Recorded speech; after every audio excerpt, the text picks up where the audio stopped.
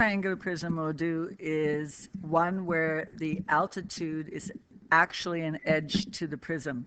So it is not an imaginary line. It is a solid line which shows it is an edge.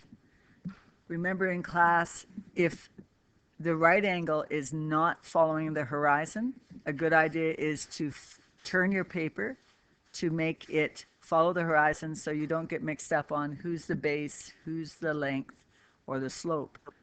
So I'm going to flip this around, and now my eye can see the base is along the horizon, and I won't misidentify things.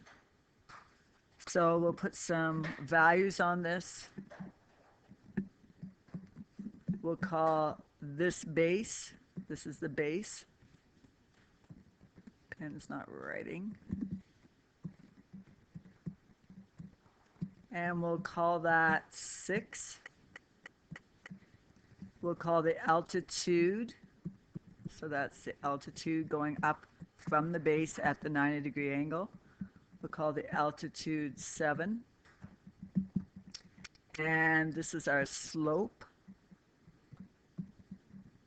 And we'll call that 9. Now, I'm not checking that Pythagorean would be working right now. We're just putting those on. Okay, so we have the slope, the altitude, and the base. The last thing to identify is the length. There's my line that's separating the two triangular bases. So we'll call the length 4. We'll assume these are all centimeters. So, formula, we have our two triangles. So that's two triangles, each with a base times altitude divided by 2. Remember that the floor is always the same thing. So it's L times B, or length times base. Now I need to decide what's making the walls.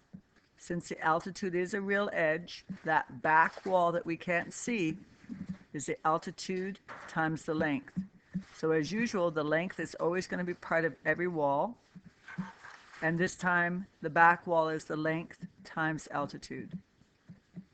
The front wall we can see, the big one, is sitting on the slope. So that's the length times the slope. There's only one slope in this triangle. So we know we're using A, B, and S. Okay, as usual, we'll put in our data. 2 with the 6 base times the 7 altitude divided by 2 plus the 4 length that will multiply with each triangular edge for every wall. So the floor is 4 times the base of 6. The back wall is the 4 times the altitude of 7. And the sloping wall is the 4 times the slope of 9.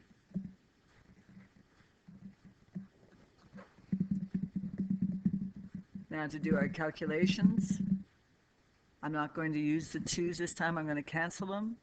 So the two triangles go together to make a rectangle of 6 times 7, which is 42, plus the floor, which is 24,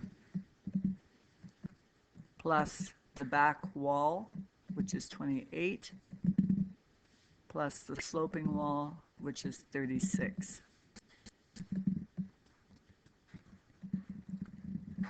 So we put those ideas together, just showing you where those numbers came from.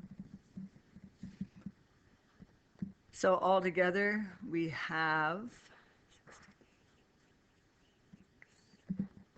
132. 132, and again, those were all centimeters, so that would be centimeters square. So just remember, if the altitude is a solid line, and you know the altitude because it's the right angle line going up to the top of the triangle from the base. If it's solid, altitude is building one of the walls.